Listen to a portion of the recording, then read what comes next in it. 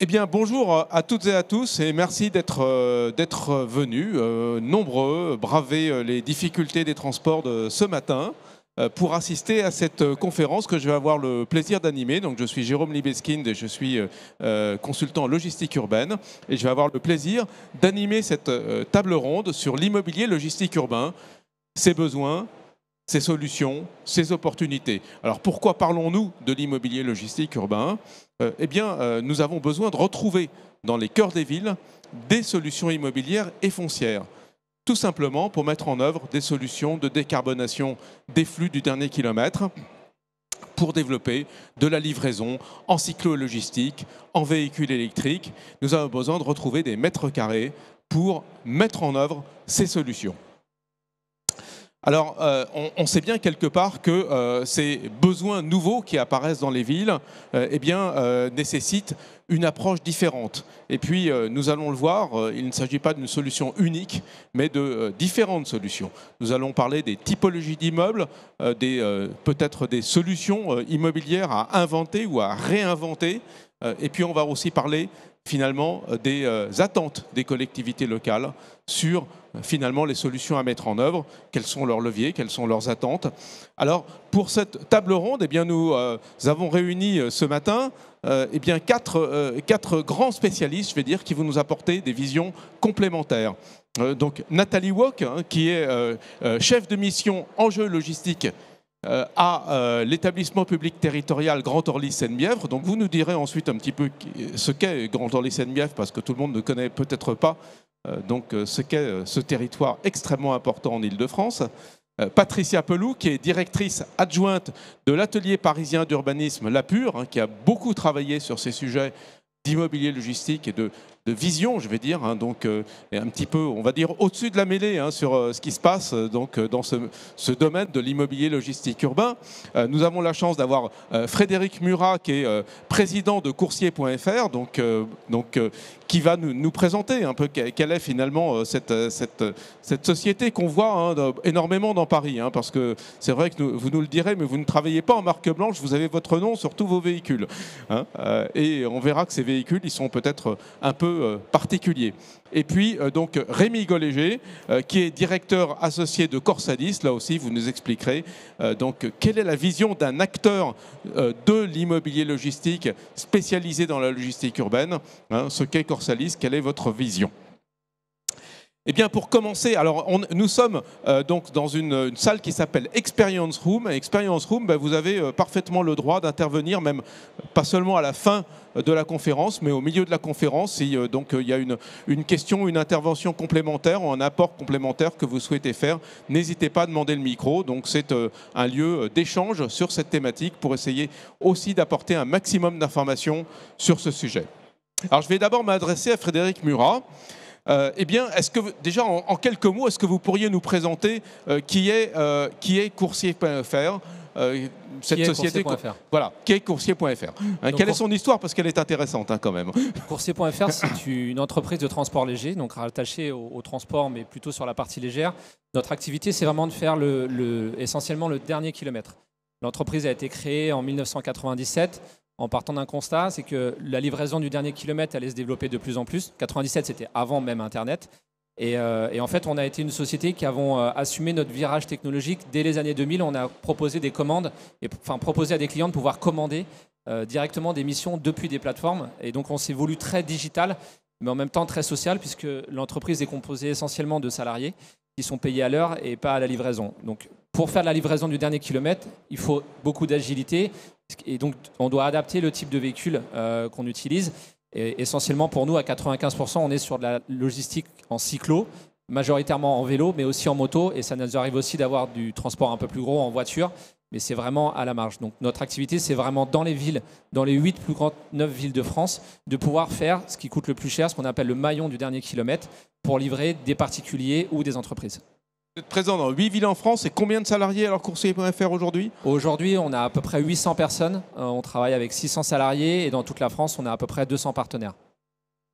Et donc dans 8 régions parisiennes, Paris intramuros et aussi tout un certain nombre de villes en région. Oui, Paris intramuros, Paris extramuros, on dessert tout ce qui est jusqu'à la Francilienne à peu près. Et après, dans chaque grande ville de France, on est aussi dans un rayon à peu près de 10 à 20 km autour des grandes métropoles. Alors, vous utilisez, vous l'indiquiez, donc d'abord la cyclologistique, mais aussi d'autres moyens de transport. Et pour effectuer cela, surtout en cyclologistique, ce sont des modes doux qui ont donc une autonomie qui est réduite, évidemment. Il vous faut des espaces qui sont proches, finalement, des zones de distribution. Alors, est-ce que vous avez eu des difficultés, finalement, pour trouver ces espaces? Et à quoi ressemblent, finalement, ces espaces qui permettent de faire votre métier? Alors, nous, on a des espaces qui sont hybrides, en fait. Parce que ce qu'il faut comprendre, c'est que on reçoit la marchandise de la part des transporteurs ou de la part de nos clients e-commerce. Et après, on a besoin aussi de stationnement pour nos véhicules. Les vélos, on ne peut pas les laisser dans la rue, donc il faut des entrepôts pour pouvoir stocker de la marchandise qu'on reçoit tous les jours, qui repart en livraison. Donc les entrepôts sont vides de marchandises la nuit. Mais par contre, on a la nuit l'obligation de mettre nos véhicules à l'intérieur des entrepôts. Donc, c'est des entrepôts qui servent en même temps de garage et en même temps de stockage. Dans ces entrepôts, il y a de la vie humaine. On est obligé de faire du recrutement, on est obligé de faire des entretiens d'embauche, on est obligé d'avoir un atelier mécanique, puisque en cyclologistique, vous dégradez de la pièce détachée, vous êtes sur du vélo ou de la moto, donc il faut pouvoir réparer instantanément ces véhicules. Vous êtes sur la recharge de batterie, donc vous avez des problèmes de batterie lithium, d'assurance. Donc tout ça, les collectivités, les villes le voient, c'est compliqué et on est sur des prix du mètre carré qui sont excessivement chers. Donc en fait, c'est un peu la recherche, on est obligé de chercher des pépites qui vont nous permettre de pouvoir recevoir des camions dans des villes, les décharger, immobiliser des véhicules, gérer l'humain, avoir des salles de repos, avoir des vestiaires pour changer, avoir des ateliers mécaniques. Tout ça est très complexe. Alors je crois que vous avez quelques images à montrer de sites, on peut les passer maintenant? Ouais. Ça doit normalement fonctionner, il y a une... voilà. Ça, c'est ce que je vous disais. Voilà, on a des ateliers mécaniques. Donc, dans chaque entrepôt, en fait, on gère entre 100 et 150 vélos en cyclogistique. Donc là, vous avez l'image d'un vélo cargo avec une partie de l'atelier. Voilà, ça, c'est un peu l'image du parc de véhicules qu'on utilise à la place des voitures pour faire la livraison. Donc, ce sont des vélos qui sont à assistance électrique et on a à peu près une contenance de 300 litres dans les caisses. Il n'y a plus d'image. Ah si, voilà, ça, c'est d'autres images. Ça, c'est une partie batterie. Donc là, c'est ce que je vous disais tout à l'heure. On a aussi, comme on n'utilise pas d'essence et qu'on a quand même une assistance électrique, on a l'obligation de devoir recharger aussi nos batteries dans les hubs avec toute la complexité que représentent aussi les batteries en lithium aujourd'hui. Voilà, pas très intéressant, mais la partie entretien, où on lave les véhicules, voilà, et du stationnement. Voilà. Ça, c'est un entrepôt qu'on a récupéré qui se trouve à Paris, juste à côté de la porte de Bagnolet. C'est intéressant parce que c'est une ancienne station essence, une ancienne station de taxi qui servait il y a encore 3 ans, juste avant le Covid. Et on a récupéré cette ancienne station essence et de taxi qu'on est en train de justement transformer en entrepôt logistique urbain avec tout ce qu'il faut à l'intérieur. Donc là, on est sur une transformation d'usage en fait d'un bâtiment qui était inutilisé et qui retrouve une seconde vie avec ce besoin de logistique finalement du dernier kilomètre et de livraison en mode doux. C'est bien ça? Oui, c'est ça. Ouais. Et c'est un site qui quelque part emploie combien de personnes finalement? Vous avez combien de personnes qui sont rattachées? On a entre 100 et 150 personnes. Entre 100 et 150 personnes, donc ils sont salariés. On n'est pas sur des... On est sur un travail généralement entre 7h30 et 8h. L'entrepôt ferme ça dépend des entrepôts, mais entre 22h et minuit, et c'est du 7 jours sur 7. Donc on voit effectivement un exemple finalement de réutilisation, on va dire d'une... Je ne sais pas si c'était une friche, mais c'était un bâtiment qui était inutilisé. On verra si la notion de friche est bien adaptée. Mais, et quelque part, c'est assez difficile à trouver des sites comme ça, finalement. C'est difficile à trouver, puis c'est surtout très cher. Aujourd'hui, on est sur un prix du mètre carré dans les cœurs de ville qui va entre 100 et 300 euros le mètre carré par an. Entre 100 et, pardon ? Et 300. Et 300 euros du mètre carré. Sur Paris, on peut trouver des emplacements à 300 euros le mètre carré par an. Donc, on est sur un emplacement de 750 mètres carrés comme ça. On est de l'ordre de 200 à 300 000 euros de loyer par an. Merci beaucoup Frédéric Murat. Je vais m'adresser à Rémi Golléger. Donc, vous dirigez Corsalis, vous co-dirigez Corsalis. Est-ce que déjà vous pouvez nous dire un mot sur qui est Corsalis? Tout le monde ne connaît peut-être pas. Oui, absolument. Alors Corsalis en fait est un opérateur immobilier. Notre spécificité est que notre activité est principalement dédiée à la production de solutions immobilières destinées à abriter des activités de distribution urbaine. Donc on opère nos activités en France et en Italie pour couvrir on va dire la dizaine de principales métropoles en France et puis les 5-6 villes principales en Italie, avec la même logique de produire une offre de solutions immobilières qui puisse être prête à l'emploi pour des porteurs de projets, soit des logisticiens tels que peuvent l'être coursiers ou des donneurs d'ordre type retailer, etc. Et donc on est dans une logique de produire une offre de locaux qui soit immédiatement exploitable par leurs utilisateurs finaux. Est-ce que vous pouvez nous citer certains de ces sites sur lesquels vous travaillez, qui sont à Paris ou ailleurs d'ailleurs, hein, si je ne me trompe pas?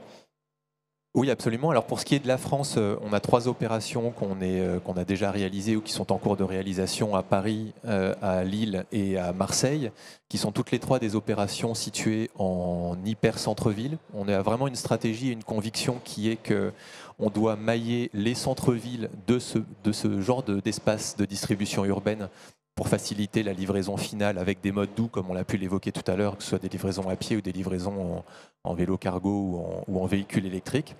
Donc ça, c'est pour Paris. On a un certain nombre d'autres projets, aussi bien en région parisienne que dans d'autres villes de France, notamment Façade Atlantique et Rhône-Alpes. Et puis, de la même manière, on a plusieurs opérations qui sont en cours en Italie, sur Rome, Milan et Turin. Alors on va y revenir, mais quels sont, quand vous cherchez un site dans une ville donnée, ça peut être Paris, ça peut être, on citait Lille ou Marseille par exemple, quels sont vos critères finalement pour trouver un site qui puisse correspondre à des besoins en logistique urbaine? En fait, il y a 2 principaux critères. Un des critères, c'est la localisation géographique du bâtiment. Alors, il faut d'abord savoir qu'on travaille à 95%, si ce n'est pas 99%, sur des bâtiments qui sont déjà existants. Donc, on est vraiment dans la réhabilitation, la restructuration de bâtiments existants, qu'il s'agisse de bâtiments indépendants ou de surfaces qui sont situées dans des ensembles immobiliers, des copropriétés, des choses comme ça.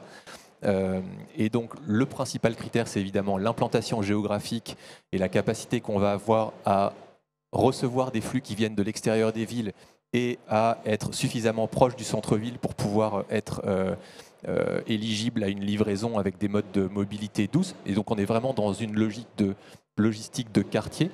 L'idée étant de disposer dans chaque grande agglomération de plusieurs sites de ce type-là pour pouvoir au mieux répartir les volumes de marchandises qui transitent. Donc le premier critère, c'est évidemment l'implantation géographique. Avec ce critère d'implantation, c'est l'accessibilité. Quels sont les types de véhicules qui vont pouvoir accéder à ce local pour les flux amont et aussi pour les flux aval.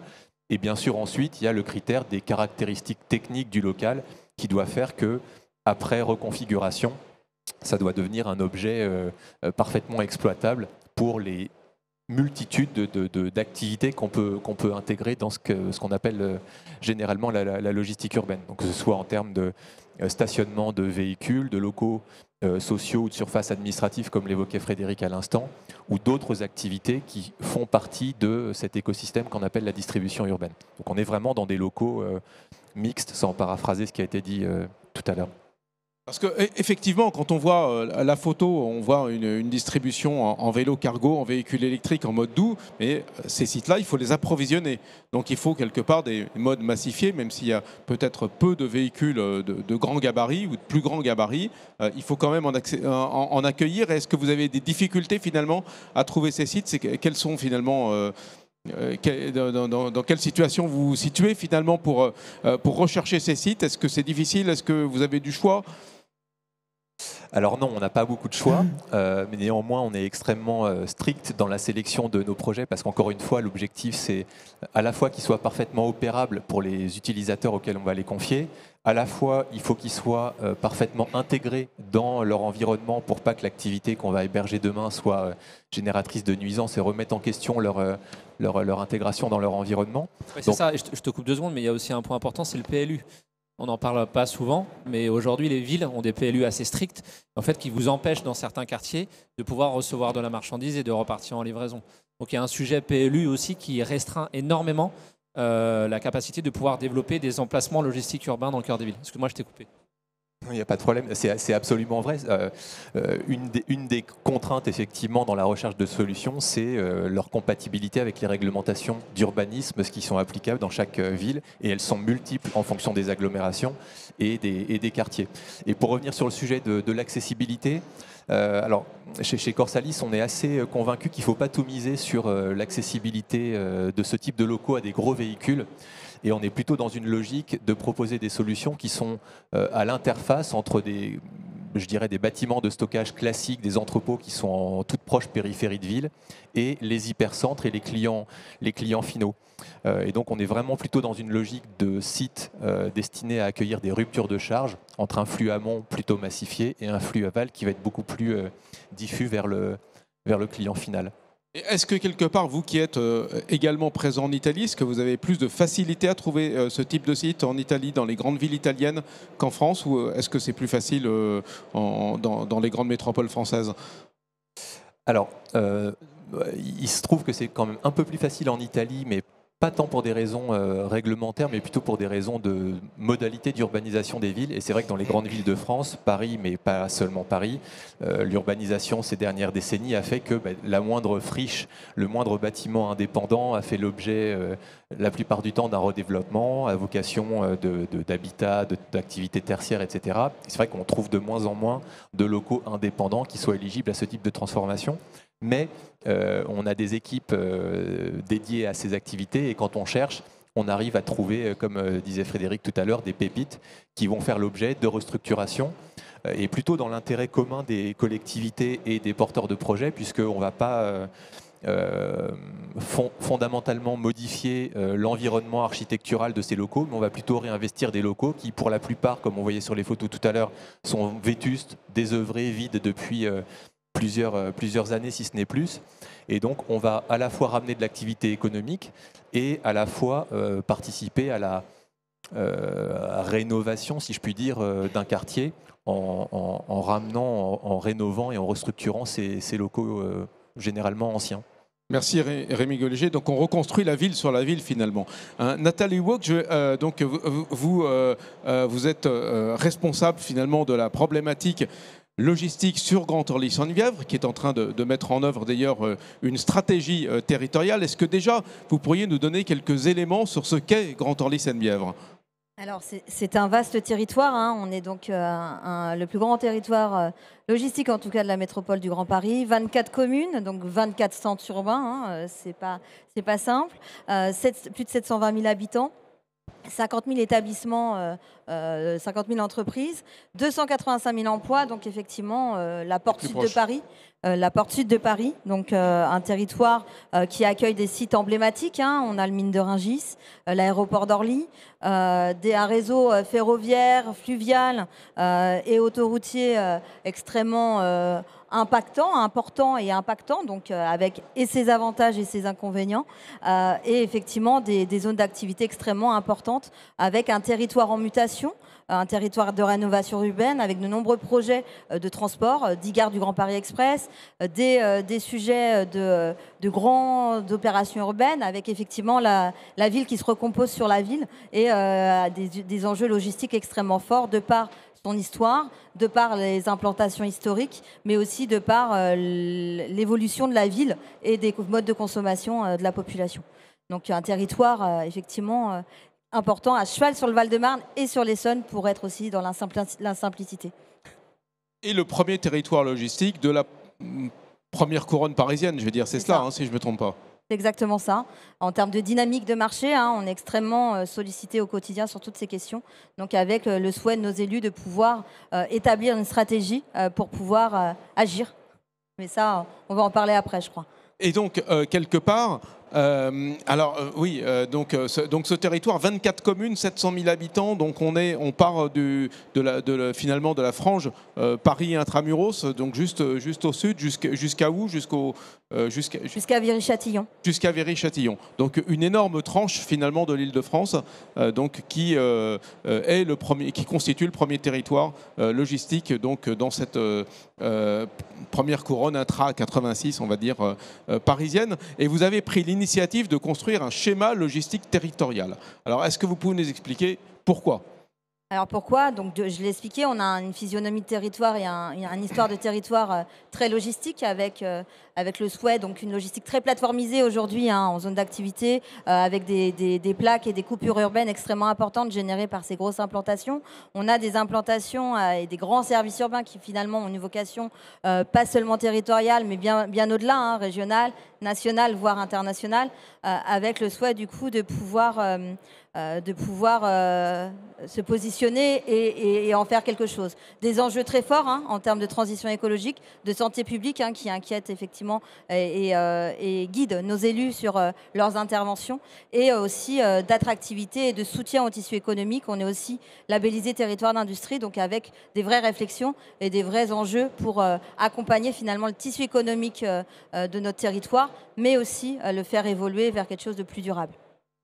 Merci Nathalie Wok. Je vais m'adresser à Patricia Pelloux. La PUR a beaucoup travaillé sur ces sujets dont on parle depuis le début de la conférence, évidemment sur l'Île-de-France. Et vous avez publié en octobre 2022, si je ne me trompe pas, une étude sur l'immobilier logistique dans le Grand Paris. Donc ça prouve déjà qu'on connaît pas très bien ce qui se passe dans le Grand Paris, si effectivement la PUR est obligée de passer un certain nombre de mois pour travailler sur le sujet et essayer de comprendre finalement cette problématique. Alors est-ce que déjà pour vous, est-ce qu'il y a un ou plusieurs types d'immobilier logistique urbain? Alors dans le Grand Paris, on a en effet recensé... Vous pouvez l'être plus proche, qu'on vous entende bien. Sur le menton quasiment. Oui, donc dans le Grand Paris, on a recensé l'ensemble de l'immobilier logistique à l'échelle de la métropole. Donc il y a à peu près 4,4 millions de mètres carrés à cette échelle. Donc c'est considérable. Donc forcément, cet immobilier logistique prend différentes formes. Donc il est constitué par plus de 1000 sites, donc 1050 sites de tailles qui sont très différentes, hein, comme vous l'avez présenté. C'est vrai qu'on a tendance à voir essentiellement les grands entrepôts. Donc ça peut paraître beaucoup, 4,4 millions. En même temps, pour une métropole de 7 millions d'habitants et de 4 millions d'emplois, c'est vraiment indispensable à l'ensemble du fonctionnement de la métropole. Et donc c'est vrai que dans ces 4,4, il y a des territoires hein, qui ressortent plus que d'autres, et donc notamment Grand Orly Seine-Bièvre, qui est le territoire qui accueille le plus de logistique, mais aussi Paris-Terre d'Envol. Et forcément, c'est lié aux deux grandes plateformes aéroportuaires, et puis pour le sud, par rapport aux mines de Rungis. Donc c'est vrai qu'on a documenté en distinguant, je ne sais pas si on peut mettre la carte. On va pouvoir la voir juste après, je pense. En fait, en distinguant... Non, peut-être dans l'autre sens. Elle y est normalement. Je ne sais pas où est le... la passer. Non. Voilà. Donc voilà. Donc en fait sur cette carte, on a distingué les 8 grandes filières de la logistique. Donc c'est ce que je disais, hein, le pôle au nord de Paris et au sud de Paris qui ressortent de manière importante. Les 8 filières, elles sont assez classiques, je pense, pour le public qui est ici. Mais c'est vrai qu'on peut citer évidemment la messagerie, la grande distribution, l'alimentation que vous voyez en vert, donc justement qui ressort sur le pôle de Grand Orly Seine-Bièvre. Et puis le e-commerce, c'est vrai qu'on en parle énormément. En même temps, c'est pas forcément l'activité majoritaire en termes de flux, mais qui est très croissant. Donc dans cette étude, hein, qu'on vous invite évidemment à regarder sur notre site, on a également recensé les projets qui existent aujourd'hui, donc on a documenté 40 projets, dont certains de Corsalis. Et puis, on a identifié des potentiels, puisqu'on y reviendra tout à l'heure, j'imagine, mais la question foncière est essentielle. Et donc, on a recensé plusieurs dizaines de sites potentiels dans la métropole du Grand Paris. Donc 4,4 millions de mètres carrés. Pour donner une idée, en France, on dit qu'on a à peu près 100 millions de mètres carrés de logistique, c'est-à-dire qu'on a 4%, je veux dire, qui est dans le Grand Paris. Alors on le voit donc en périphérie, et évidemment énormément. Peut-être qu'un de nos sujets, ça va être de rapprocher, si c'est possible, certains sites de Paris intramuros, mais ça on va y venir. Je vais m'adresser à nouveau à Nathalie Wok. Donc, un des sujets de territoire comme Grand Orly Seine-Bièvre, c'est que finalement, pendant des années, vous êtes considéré comme un territoire servant pour servir Paris intramuros, pour la logistique et d'ailleurs pour d'autres activités. Finalement, par rapport à ça, pourtant, on est un territoire qui a 700 000 habitants, hein, donc on est à l'échelle en lui-même, je vais dire, de la taille d'une grande métropole. Quelle est la vision finalement des élus sur ce sujet, sur cette problématique justement du rôle de territoire servant que peut avoir ce territoire par rapport à Paris? Alors, vous en parlez, hein, effectivement. Alors après, le paysage territorial a aussi évolué entre-temps, avec effectivement des villes qui étaient extrêmement sujettes, hein, à l'impact de l'implantation logistique. Pour autant, en territoire, on commence à effectivement nous-mêmes à générer énormément de flux pour notre propre territoire. Donc en fait, l'étude qu'on a menée et finalement l'élaboration de notre schéma logistique, il nous permet aussi, et à nos élus également, de poser sur la table véritablement la composition et le fonctionnement de la logistique sur notre territoire, avec finalement une vision qui n'est pas si servante que ça, même si effectivement on a encore sur notre territoire des grands services urbains qui desservent effectivement de façon assez importante la métropole, la ville de Paris par exemple, mais pas que. Aujourd'hui, le mine de Rungis, forcément, il n'a pas vocation à alimenter notre territoire, mais malgré tout, il alimente nos commerçants, nos marchés et toutes les activités et de la filière agroalimentaire. On le voit bien sur le sud, sur notre territoire, sur le sud. On est extrêmement engagé sur la question de l'agroalimentaire et la filière agroalimentaire. Les élus, ils ont le souhait de pouvoir, comprendre, agir, connaître pour agir. Agir pour finalement accompagner le développement d'une logistique qui soit plus vertueuse, plus adaptée et qui serve aussi le territoire dans des nouveaux modes et pas seulement sortir un peu du mode tout routier et développer finalement le potentiel en termes de fluvial, en termes de cyclo-logistique, en termes de véhicules aussi à plus petite échelle. On ne l'a pas dit tout à l'heure, mais on a plus de 78 000 mouvements par jour sur le territoire, hein, avec près de 20 000 qui sont générés par le mine de Rungis, donc c'est pas négligeable. Et effectivement, la question du e-commerce qui est aussi importante au vu de la taille de la population. Les élus, ils veulent qu'on puisse maintenant travailler avec les acteurs et notamment les acteurs de l'immobilier pour pouvoir aussi générer des projets qui soient adaptés et qui soient correspondants finalement à aussi la desserte locale des populations dans des modes plus vertueux. On l'a pas dit, mais on est un des rares territoires à être adhérent d'Afilog, qui est donc la filière immobilière logistique, qui nous permet du coup aussi d'échanger de façon très poussée, hein, sur les sujets de quel type d'immobilier, à quel endroit. Vous en avez parlé tout à l'heure, hein, la localisation c'est extrêmement important, la connectivité c'est aussi un sujet, et comment tout ça arrive dans la ville pour sortir des problématiques et de la vision un peu du flux qui arrive systématiquement sur ce type d'implantation.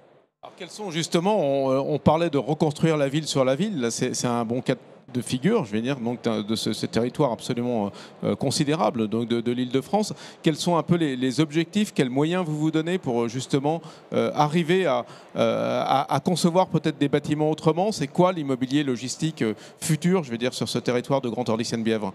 Alors, ça a été dit, donc il faut déjà finaliser notre stratégie parce qu'elle est en cours, hein, donc on n'a pas encore posé totalement la stratégie. Elle sera forcément différenciée à 24 communes, c'est pas évident, et elle va surtout passer par le sujet de la planification. Vous en avez parlé, hein, la question du PLUI, c'est un vrai sujet. C'est comment aujourd'hui on se donne les moyens de faire un immobilier logistique qui soit adapté, intégré au niveau urbain. Aujourd'hui, le sujet, c'est pour nos élus, c'est de pouvoir avoir un immobilier qui s'intègre dans toutes ses composantes. C'est-à-dire, un acteur immobilier ne peut pas juste penser à un produit immobilier. Il faut aussi qu'il pense comment va se remplir ce bâtiment et comment le sujet de l'approvisionnement et de la distribution va rentrer et sortir, comme vous exposiez tout à l'heure, avec quel type de véhicule, à quel endroit, pour quel besoin et ça dessert quoi derrière. Donc c'est toutes ces questions-là et la question de l'innovation. La rareté du foncier, on la connaît, hein, vous l'avez évoqué, ça a des impacts sur le coût du loyer, hein, des impacts économiques forts pour justement développer des modèles vertueux sur le dernier kilomètre. Il faut savoir comment demain on arrive à optimiser, comment on arrive à diversifier aussi avec des objets mixtes pour pouvoir avoir une fonction logistique qui est aussi plus intégrée et pas unique dans un bâtiment. Donc, intégration urbaine, hein, donc c'est le mot central finalement. Hein, donc si on veut continuer à développer de la logistique sur ces territoires, je vais dire périphériques, qui ne veulent plus jouer un rôle uniquement de territoire servant pour la ville-centre. Hein, que ce soit Paris, d'ailleurs, on va retrouver la même problématique dans les autres métropoles. Hein. Alors, Justement, donc on va y venir. Frédéric Murat, donc vous avez développé, donc vous nous l'avez indiqué de façon exponentielle d'ailleurs votre société au travers de la livraison du dernier kilomètre en mode doux. Mais est-ce que vous intervenez essentiellement ou uniquement sur les centres-villes ou est-ce que vous arrivez finalement à sortir du périphérique, on va dire, hein, que ce soit Paris ou des rocades des grandes métropoles? Déjà, on va aller là où il y a le plus de livraisons à faire. Donc, ce n'est pas forcément dans les beaux quartiers de Paris qu'il y a le plus de clients à livrer. Donc, en fait, nous, notre zone de géographie, elle se situe, notre zone de livraison, elle se situe là où il y a un maximum de colis à livrer. Et on est sur ce qu'on appelle, nous, des temps d'approche, c'est-à-dire que nos véhicules, comme ce sont des véhicules cyclos, on estime qu'il faut à peu près entre 15 et 30 minutes pour rejoindre une zone de livraison. Si on peut commencer à livrer dès qu'on sort de l'entrepôt, c'est très bien, mais c'est assez rare, parce qu'il y a des clients, il y en a dans toute la ville et voire en périphérie, et on essaye de ne pas dépasser entre 15 et 20 minutes de temps d'approche sur une zone, et après c'est dans cette zone que nos véhicules circulent toute la journée pour faire ces livraisons. 15-20 minutes, ça veut dire que c'est 15-20 minutes, c'est le temps d'approche. Combien de kilomètres en fait, à peu près en vélo cargo, en triporteur, c'est combien de Vous pouvez faire entre 2 et 3 km à peu près. Entre 2 et 3 chargé, km. ouais. C'est-à-dire quelque part, quand vous avez un espace logistique urbain, on va l'appeler comme ça, vous devez en avoir plusieurs. Logistique de proximité, vous êtes obligé d'en avoir plusieurs. C'est ce que ça veut dire. Ce que ça veut dire, c'est qu'il faut avoir plusieurs entrepôts pour pouvoir avoir un maillage. Parce que vous ne pouvez pas, avec un entrepôt central, desservir un rayon de 15 ou 25 km en livraison. Et aujourd'hui, en vélo cargo, vous sortez du périphérique, par exemple, est-ce que vous allez livrer sur Grand Orly-Seine-Lièvre? Encore une fois, c'est pas une question de périphérie, c'est une question de taille, de distance. On peut avoir un entrepôt qui peut être à 15 km de Paris en banlieue. Et s'il y a des zones à desservir à côté, on va exercer dans ce coin-là. En fait, le point central, c'est le point dans lequel on va nous décharger les colis et sur lequel on va partir en livraison. Donc aujourd'hui, il y a une majorité de livraisons qu'on fait sur Paris et la première couronne, mais on peut aussi tout à fait le faire dans d'autres villes en banlieue, et ça pose aucun problème. À Villeurbanne, on a une très grosse zone qui se trouve à côté de Lyon. Et en fait, tout dépend vraiment de là où les chargeurs vont nous déposer les colis. D'accord. Donc à Villeurbanne, par exemple, vous desservez, alors là, c'est pas une petite ville, hein, c'est un gros quartier, immense, ouais. Je vais dire, de la métropole lyonnaise. Donc là, vous desservez l'ensemble de Villeurbanne au départ de ce site. Comment ça se passe ? Villeurbanne est très verticalisé. Il y a beaucoup d'immeubles, beaucoup de bâtiments. Donc là, effectivement, dans une rue, on va pouvoir faire, je sais pas, 30, 40, 50 livraisons sur 1 km de distance, à peu près. Bagnolet, par exemple, est-ce que vous sortez du périphérique ou c'est pour Paris Intramuros uniquement ? J'ai pas entendu. Bagnolet, par exemple, votre site porte de Bagnolet ? Oui, on va récupérer une zone de livraison qui tourne autour de 10-15 km autour de ce site-là. D'accord. Donc 10-15 km, dont 3 km, on va dire, en vélo cargo. Alors, Rémi Golléger, donc vous avez ouvert un premier site, hein, donc dans Paris Intramuros. Est-ce que vous pouvez nous en dire un mot quelque part? Parce que c'est un site assez exceptionnel quand même. Oui, effectivement, on a eu l'opportunité il y a maintenant un peu plus de 2 ans de redévelopper un ancien site de la Cernam situé au niveau de la gare de Reuilly. Un projet qu'on a appelé la Manufacture de Reuilly, qui faisait partie du recensement qui a été fait par la Pure il y a quelques temps. Et effectivement, c'est un site à la fois emblématique parce qu'il occupait une part importante dans le paysage urbain, puisque situé sous une dalle avec des habitations autour, etc. Et à la fois particularité ou exceptionnelle par ses caractéristiques, puisque d'une surface relativement importante, un peu plus de 4500 m², ce qui est d'un seul niveau, de plein pied, et effectivement qui occupe une place prépondérante, encore une fois, dans le quartier. Un peu comme pour tous nos projets, cette opportunité, ça a été vraiment de donner une seconde vie au local et de le transformer, je dirais, d'un local vacant qui présentait peu d'intérêt pour le marché, aussi bien côté donneur d'ordre qu'opérateur logistique, en un site à la fois bien intégré dans son environnement, reconfiguré en profondeur pour pouvoir répondre à toutes les préoccupations qui pouvaient être évoquées tout à l'heure par Frédéric en termes d'usage au pluriel de ce type de locaux, le stationnement, la recharge de véhicules électriques, les surfaces dédiées à l'activité au sens propre de préparation de commandes ou de transformation de produits, etc. Et puis les surfaces liées au personnel, donc les locaux sociaux, les bureaux administratifs. Et effectivement, de proposer au marché un site, encore une fois prêt à l'emploi, puisque c'est la stratégie de Corsalis de produire des bâtiments qui puissent être à quelques aménagements spécifiques près, directement exploitables par les opérateurs. Et effectivement, c'est une belle opération. Même un traitement du bruit, si je ne me trompe pas, pour ne pas déranger les riverains, c'est ça? Oui, effectivement. Alors, ça fait partie des obligations, si je puis dire, si on imagine développer de manière pérenne ce type d'installation dans les quartiers, au cœur des quartiers. La première, c'est qu'effectivement, on pense que ce qui ne se voit pas s'entend moins. Donc, l'ensemble de nos projets, que ce soit en France ou en Italie, permet d'abriter 100% de l'activité liée au site, donc aussi bien les opérations de manutention que le stationnement ou le chargement, déchargement des véhicules, ce qui permet de ne pas avoir de débordement sur la voie publique. C'est aussi le cas sur cette opération de la manufacture de Reuilly. Et puis effectivement, ensuite, de prendre en compte dans les programmes de restructuration la totalité des standards actuels en termes de réglementation technique, évidemment, mais aussi de prescriptions qui vont améliorer à la fois le confort d'utilisation pour les utilisateurs du local, à la fois la réversibilité du local aussi, parce qu'on sait que à horizon de quelques années, sinon quelques mois, les usages vont changer, les besoins vont changer, et il ne s'agit pas pour nos occupants qui doivent déménager ou à nouveau engager des gros travaux pour pouvoir absorber les évolutions de leur business. Donc c'est des locaux qui sont, on va dire, réversibles. Et puis effectivement, les mesures au sens large environnemental qui vont permettre à la fois le confort des utilisateurs et à la fois la réduction des nuisances apportées par ces activités dans leur environnement. Donc, s'agissant de nuisances visuelles, comme on l'évoquait, ou de nuisances sonores.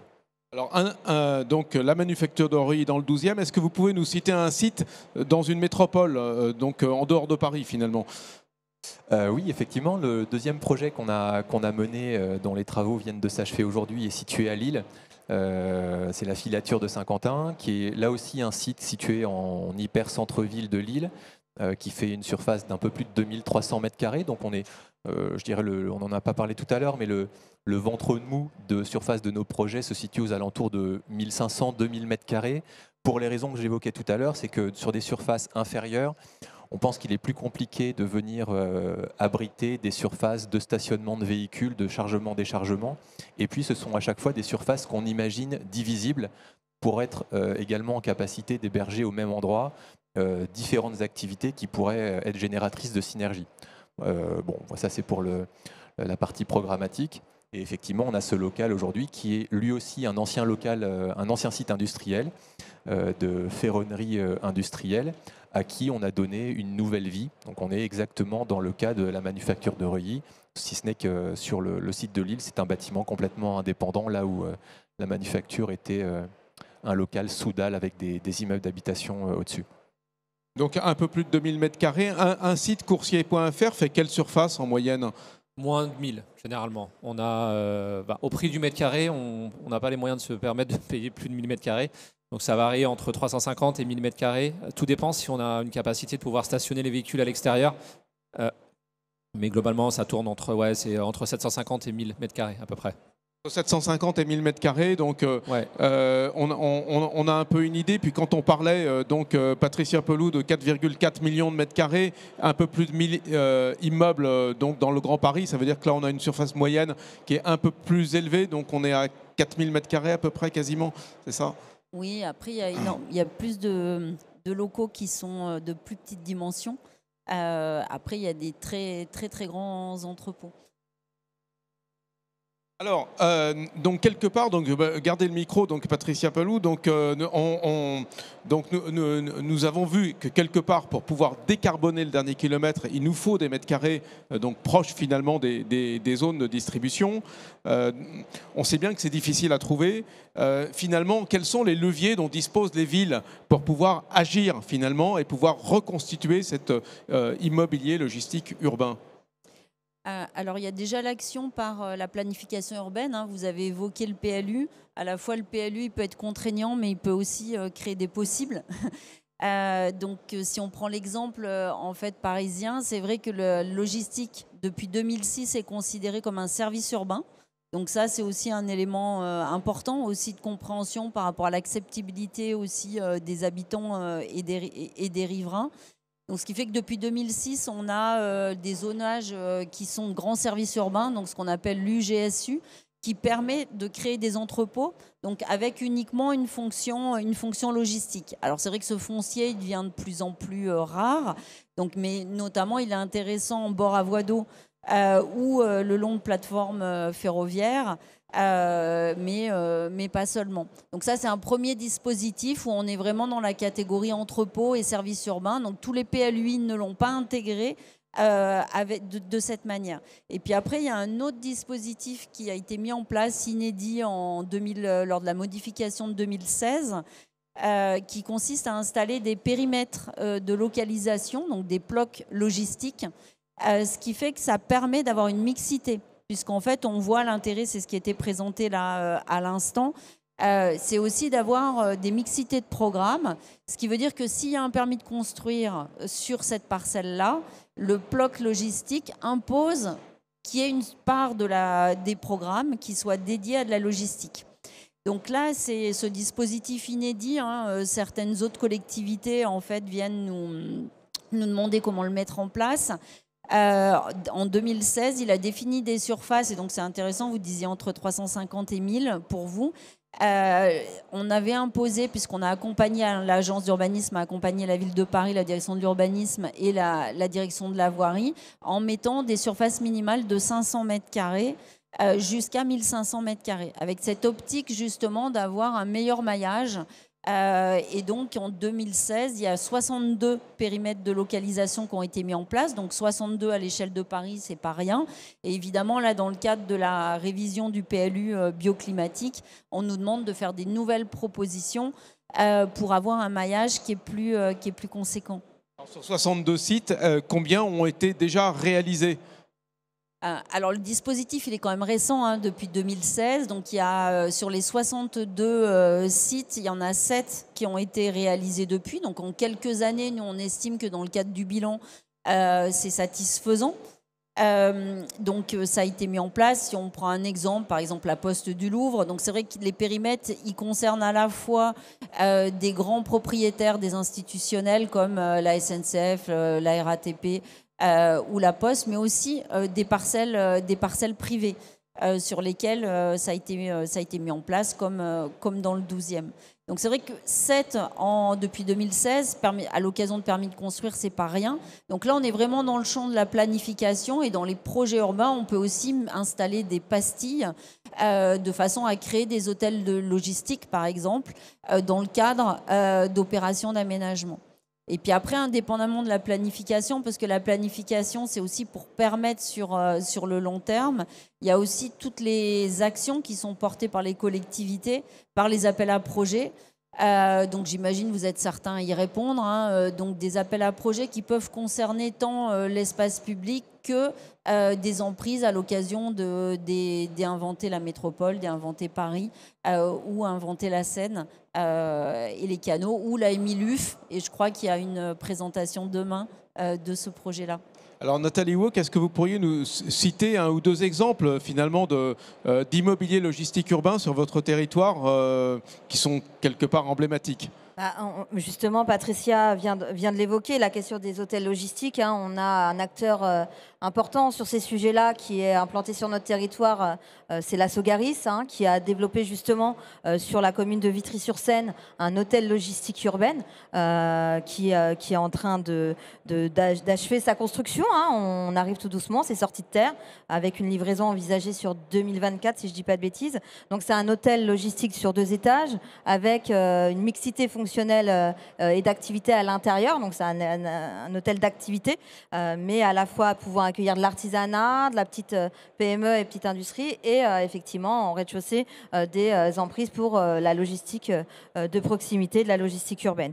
Avec un travail particulier, alors déjà un premier travail très concerté avec la ville et les acteurs et les différentes collectivités en compétence sur les sujets, pour pouvoir justement sortir un projet qui soit accepté et intégré au niveau urbain. Il y a eu un travail particulier qui a été mené menée par les architectes pour pouvoir produire un immeuble qui finalement enferme un peu les nuisances à l'intérieur avec une cour intérieure qui dessert effectivement l'ensemble des sites. Ça fait 36 000 m², je ne sais pas si je l'ai dit. Et ce qui est aussi intéressant dans la façon de construire le projet, c'est que, et c'est aussi des sujets sur lesquels nous on investigue, c'est de travailler sur la production en usine de modules permettant du coup de limiter les flux de chantier et pendant toute la phase de chantier, comment on limite l'apport de marchandises pour construire, parce que toute une partie a été produite en usine. Voilà, donc c'est pas la totalité de l'hôtel logistique qui a été produit comme ça, mais un certain nombre de modules ont été produits en usine. Donc c'est aussi des choses qui sont importantes et où il y a un autre sujet qui a aussi été très bien pris en compte dans ce projet d'hôtel logistique aux Ardoines, c'est la question de la végétalisation de l'agriculture urbaine est prévue sur le bâtiment, et l'ensemble des façades sont végétalisées pour pouvoir justement aussi rendre ce bâtiment, intégrer le bâtiment dans le paysage urbain. On est vraiment là en zone très dense sur ce secteur-là et sur un quartier en recomposition à l'intérieur d'une ZAC qui aussi voit arriver une nouvelle population, un apport de population encore supplémentaire. Donc 36 000 m² sur la ZAC des Ardoines à Vitry, effectivement avec cette mixité. Cette densification, Patricia Pelloux, est-ce qu'on la retrouve dans d'autres sites en Ile-de-France? Est-ce qu'on peut citer un ou deux exemples? Oui, alors c'est vrai il y a des projets qui sont plus denses et aussi plus mixtes. Il y a des projets qui se situent notamment au port de Gennevilliers. Je crois qu'Aropaport est là. Et donc, il y a des entrepôts à étages aussi qui commencent à s'installer. C'est vrai que ça fait aussi le lien avec le zéro artificialisation nette qui est souhaité. On peut citer d'autres exemples. Vous parliez de friches tout à l'heure ou de terrain qui évolue, les zones d'activité. Si on prend le site de PSA, donc à Aulnay, sur lesquels il y a déjà des entrepôts qui ont été mis en place. Donc c'est aussi tout un renouvellement de zones qui se mettent en place avec des nouvelles formes de logistique. Il y a aussi des efforts en effet qui sont faits d'insertion. Si on prend donc l'échelle plus basse, donc à part les entrepôts, donc les hôtels logistiques, Nathalie évoquait donc le projet à Vitry. C'est évidemment Chapelle Internationale que vous connaissez, qui est donc à la porte de la Chapelle, qui aussi fait de la mixité avec à la fois des bureaux, de l'agriculture urbaine productive en toiture, d'autres projets qui existent sur Bercy-Charenton. Et puis après, si on redescend encore dans les échelles, c'est aussi du foncier invisible qui est exploré. Vous l'évoquiez à Paris, le foncier notamment est rare et dans le cœur de l'agglomération. Donc on réinvestit des espaces sous dalles. Donc on peut citer la dalle du 15e arrondissement où il y a déjà de la messagerie qui est implantée sous la dalle du 15e arrondissement. Un projet qui est important dans le 13e. Ouais, Beaugrenelle. Sur Beaugrenelle. Il y a un projet qui fait de mémoire 70 000 m², donc c'est important. C'est la gare des Gobelins qui est située sous les Olympiades. Donc c'est du foncier qui est réinvesti et évidemment les parkings également, puisqu'on constate une baisse de la motorisation des ménages qui fait que les gestionnaires de parking sont plutôt à l'affût de diversifier leurs usages. Et donc il y a des parkings qui existent, notamment même un dans l'île de la Cité, où l'image qu'on a mis en haut à droite de l'immeuble inversé qui est juste au nord de Beaubourg et qui est complètement transformé en espace de logistique urbaine, à la fois de distribution pour le dernier kilomètre et également qui servent dans les étages inférieurs de réserve pour les commerces du quartier. Donc on voit qu'on a vraiment une pluralité d'espaces qu'on arrive à créer. Merci. On arrive un peu au terme de cette table ronde. Peut-être un petit tour de table très rapide finalement sur votre vision de l'immobilier logistique urbain à chacun d'entre vous. Frédéric Murat peut-être. Je pense que c'est un peu le sens de l'histoire. La livraison, la croissance du e-commerce, c'est 15% de plus par an. Ça veut dire que tous les 5 ans, on a 2 fois plus de colis à livrer. À un moment, les organisations qu'on a mises en place dans le passé et celles qui sont là aujourd'hui, elles doivent évoluer inévitablement. On ne va pas réduire, je pense, le nombre de colis qu'on se fait livrer. C'est plutôt une tendance qui se confirme depuis 15 ans. C'est fort accéléré avec le Covid, mais qui reste toujours très, très dynamique. Donc, je pense que c'est un peu le sens de l'histoire de trouver des nouveaux modes de transport, que ce soit du multimodal, de l'entrepôt logistique urbain, mais il faut aller dans ce sens-là. Vous vouliez dire quelque chose, monsieur? On a Non, une question de la salle. Peut-être que je ne sais pas s'il y a un micro qu'on peut faire circuler. Merci. Antoine Veillère, Institut Paris Région. J'avais une question pour monsieur Murat, parce que sur les 1000 mètres carrés, si j'ai bien compris, que vous avez à Bagnolet, quel est le volume que vous pouvez traiter? Parce que la question, c'est de savoir à terme... la capacité.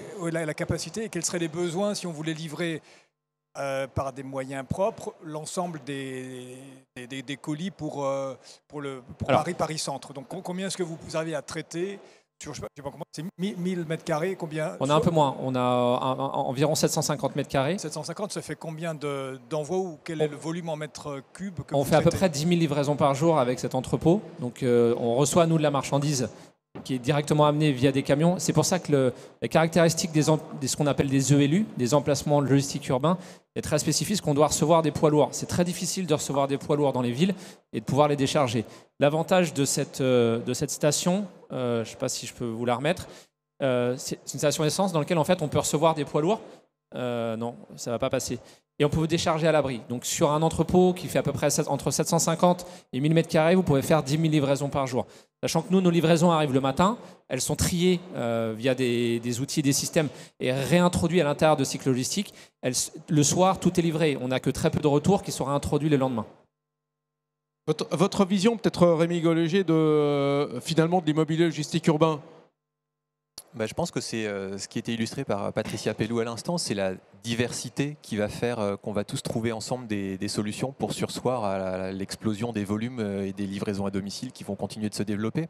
Et je pense que ce qui est intéressant là, en tout cas dans cette petite heure qu'on vient de passer ensemble, c'est l'illustration à la fois de projets qui sont portés par les territoires, par les collectivités, par la sphère publique, à travers la maîtrise foncière, les appels à projets, les plans d'urbanisme, qui sont des réflexions indispensables, mais qui s'opèrent sur des temps, on va dire, de moyen terme, pour dire les choses comme ça, et qui vont paradoxalement concerner des opérations de grande envergure, et en parallèle, la nécessité absolue, de notre point de vue, d'avoir des projets portés par des opérateurs privés, probablement de plus petite taille, mais qui vont permettre, dans des horizons de temps beaucoup plus courts, quelques mois, de mettre à disposition des utilisateurs des surfaces opérables directement en centre-ville. Et la finalité de tout ça, c'est qu'il n'y ait pas de concurrence aucune entre ces deux extrêmes, mais au contraire une parfaite complémentarité avec des infrastructures qui doivent nécessiter la maîtrise foncière publique parce que de grande ampleur, la restructuration de quartiers, de friches industrielles de grande taille, etc., qui ne peut pas être portée, ou en tout cas pas facilement par des porteurs de projets privés. Et puis, dans les centres-villes, la souplesse peut-être et la réactivité de porteurs de projets privés qui va permettre plus facilement de réhabiliter, de reconvertir des locaux existants de surface plus petite, mais qui vont contribuer aussi à cette logistique de proximité. Merci Rémi Golleger. Nathalie Wok, votre vision en deux mots finalement sur l'avenir de Oui, alors on ne l'a pas urbain. trop dit, hein, je rejoins ce qui a été dit, hein, un format qui doit s'adapter, qui doit être diversifié en fonction des besoins et des localisations.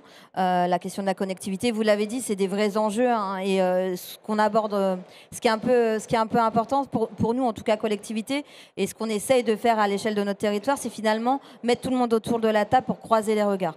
Le but de la démarche, elle a aussi cette vocation de partager les innovations, parce qu'on a un secteur, et notamment l'immobilier logistique, qui est assez avancé, hein, en termes de réduction de l'impact environnemental du bâti. Mais ce qui peut être intéressant de travailler aujourd'hui tous ensemble, c'est de pouvoir finalement arrêter de délier la fonction immobilière et foncière de la fonction logistique et transport. Parce que finalement, ces projets, ils n'existent pas sans flux.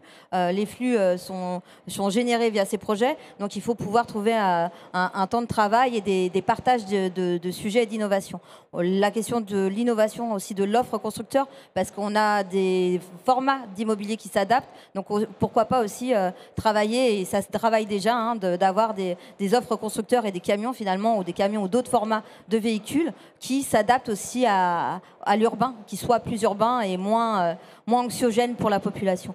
Et donc la clé dans tout ça, de la solution en tout cas, c'est d'échanger très en amont et de travailler les projets dès l'amont pour pouvoir rencontrer aussi l'acceptabilité des collectivités. Peut-être un mot de la fin, Patricia Pelloux, sur votre vision de l'immobilier logistique urbain. Oui, en fait, c'est un immobilier pluriel. Hein. Je crois qu'on est un peu tous, en tout cas, d'accord sur ce site-là. Donc, c'est vrai que nous, on a tendance à dire de taille XL à XS. Parce qu'en fait, tout est nécessaire. Par contre, il faut le bon maillage en fait, au bon endroit. Et puis surtout, l'enjeu de la décarbonation qui nécessite qui est évidemment des évolutions à la fois du parc et des modes d'acheminement. Et c'est vrai qu'on voit qu'il y a une pluralité d'acteurs qui se mettent en place et forcément une évolution en tout cas des filières qui se mettent en place. Et je trouve que les acteurs que vous avez conviés à cette table ronde le montrent.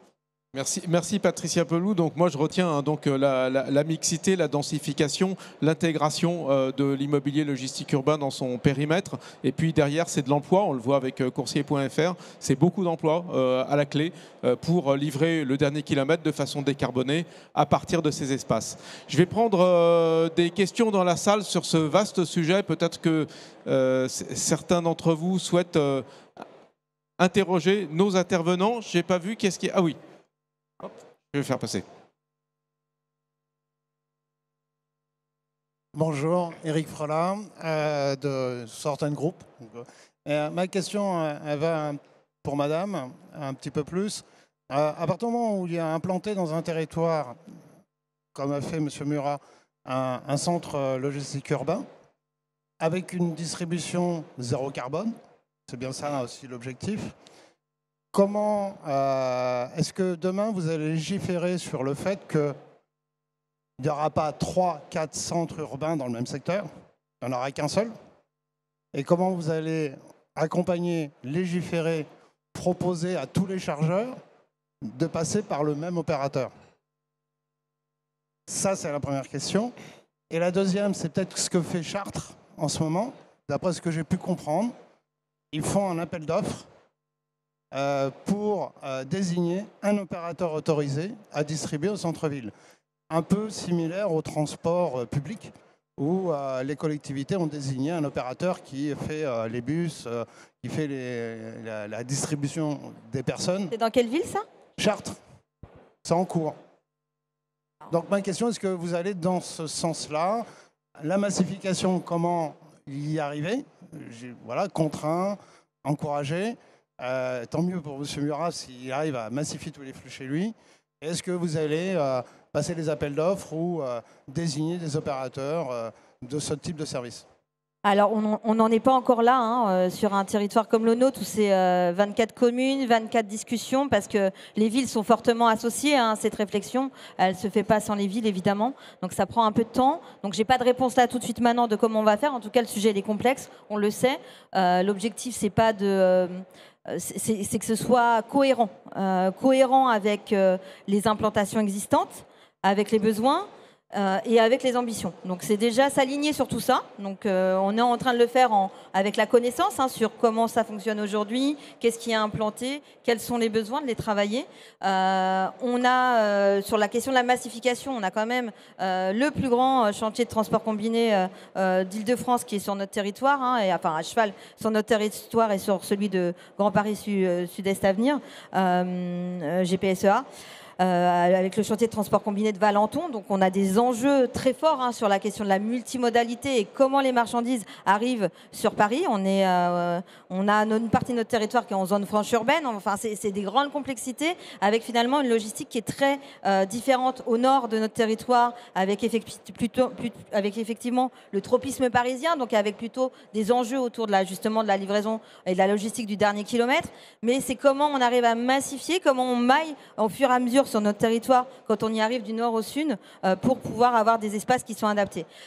Comment on va le faire derrière? Comment on va accompagner? On n'en a pas trop parlé ici, mais la question de l'accompagnement du tissu économique, c'est extrêmement important. C'est aussi par là que va naître des nouveaux projets immobiliers, une recomposition de l'existant, parce qu'on a un foncier existant logistique extrêmement important qui est aujourd'hui obsolète, et qui est aussi impactant pour l'environnement. Donc il faut qu'on arrive à trouver des solutions pour le faire. C'est pas simple, on n'a pas la solution tout de suite. On est en train de travailler justement dans le cadre de la réflexion et du lancement du PLUI sur la réalisation d'une OAP productive et logistique. Donc de comment justement on la travaille aujourd'hui avec les acteurs. Ce travail, il ne se fait pas dans un coin, sur une table, contre les gens de la collectivité. Il se fait avec les grands acteurs, donc les gros propriétaires fonciers, comme Semaris, Sogaris, pour ne citer qu'eux, mais aussi finalement avec l'ensemble de chaînes de l'acteur, de la petite structure qui tente de s'implanter sur notre territoire pour faire de la cyclo-logistique, comme l'acteur immobilier qui va développer des projets. On l'a dit, on peut pas, il n'y a pas une solution, il n'y a pas une technique, il faut inventer des solutions, comme inventer des immobiliers innovants. On est dans la même chose sur les montages et sur les opérations. On essaye aussi de relayer. Il y a aussi d'autres collectivités qui ont des compétences sur le sujet. On a la région qui a lancé un AMI sur la question de du fret et de la logistique sur la région Île-de-France. On est aussi très engagé sur les sujets ESS. Donc on essaye aussi d'orienter un petit peu nos appels à projets. Alors après, on reste une collectivité importante, certes, mais pas forcément avec des moyens et des budgets extensibles. Donc on fait ce qu'on peut sur ces questions. En tout cas, il y a quand même beaucoup d'aides qui existent aujourd'hui et que les entreprises peuvent mobiliser. Donc nous, on essaye d'être un peu, de glaner les informations et de faire le lien et de communiquer les informations pour qu'aussi les acteurs puissent développer à la fois leur supply chain de façon plus vertueuse, mais aussi adapter leur immobilier avec des produits plus adaptés et mieux intégrés au niveau urbain. J'ai pas de grande solution, j'avais pas l'info sur Chartres. Merci. Une dernière juste intervention très rapide de David Hivernel, je crois. Oui, bonjour à tous. Merci pour votre présentation. David Hivernel, Plaine Commune, établissement public territorial au nord de Paris, 440 000 habitants, 9 villes, dont Saint-Denis, Aubervilliers, etc. Moi, j'ai 2-3 petites questions, essentiellement sur le modèle économique que vous présentez. D'une part, est-ce que les collectivités locales participent financièrement aux projets que vous montez, à la fois les projets immobiliers et puis les projets de cyclo-logistique, donc de services que vous mettez à l'intérieur de ces projets-là? Première question. Deuxième question, est-ce que un site type un parking souterrain peut recevoir l'aval de votre analyse? Et est-ce qu'on peut imaginer faire un projet avec un parking souterrain qui est désaffecté, par exemple? Deuxième question. Et dernière question, quelles sont vos attentes vis-à-vis d'une collectivité locale pour pouvoir implanter ce type de service au cœur des quartiers, y compris les quartiers populaires? Ça s'adresse peut-être à Rémi Golleger ou Frédéric Murat, rapidement quand même, parce qu'on a débordé, là, on déborde de l'heure. Mais il y a 3 questions. Oui, non et certainement. Non, blague à part, sur les opérations immobilières, alors pour les porteurs de projets, je n'ai pas connaissance de participation particulière financière de la sphère publique, à part dans le cadre très particulier d'appel à projets, ou des démarches qui sont engagées avec l'ADEME, par exemple, dans le cadre des fonds pour la restructuration des friches. Mais on est là sur des projets de très grande ampleur, très encadrés, sur des temporalités aussi très, très importantes. Mais sur des projets de petite échelle, je n'ai pas connaissance de ce type de dispositif. Après, par rapport à votre question sur les parkings, on a l'habitude de dire qu'on peut faire de la distribution urbaine partout, mais je laisserai Frédéric s'exprimer. À la fois, les gens qui exploitent ou qui travaillent dans ces sites ne sont pas des cultivateurs de champignons. Donc, il y a un minimum, je dirais, de confort, d'aspect réglementaire et d'aspect fonctionnel à respecter pour qu'un local soit adapté à cet usage. Donc, un parking souterrain, je dirais pourquoi pas, mais il faut se sortir de la tête collectivement qu'on peut faire de la logistique urbaine dans tous les parkings en sous-sol qui effectivement se vident petit à petit, notamment en région parisienne. Mais ça ne peut pas être la solution unique à ce modèle-là. Merci. Un mot, Frédéric Murat, et puis on met un terme à cette... Des aides des villes, oui. Certaines villes ont franchi le cap, comme Lyon par exemple, qui reversent en fonction du nombre de livraisons que vous faites par jour, au nombre d'heures travaillées de vos salariés, une partie à la cyclo-logistique. Donc ça existe déjà. Il y a une entreprise qui s'appelle Colliactive qui rémunère ça, que je vous invite à consulter. Les parkings, j'ai envie de dire non, pas forcément très intéressant parce que ça reste des lieux de vie, ça reste des lieux où des personnes travaillent. Donc il y a des ateliers, vous avez des personnels administratifs. Donc déjà, je passe très confort à faire travailler des personnes dans des sous-sols non éclairés. Et après, vous avez l'accessibilité des colis, où, comme je disais tout à l'heure, on a nos clients qui doivent nous desservir en grande quantité des colis. Et donc du coup, il y a un minimum de prérequis à avoir sur l'accessibilité, notamment recevoir des poids lourds. Et on sait qu'à Paris, les parkings font pas plus d'1,90 m. Et donc, du coup, ça réduit énormément l'accessibilité de la livraison des colis qu'on doit ressortir dans la journée. Donc, voilà. Merci beaucoup. Eh bien, je vous remercie d'être venus nombreux à cette table ronde. On va remercier nos intervenantes et nos intervenants de ce matin. Merci à tous.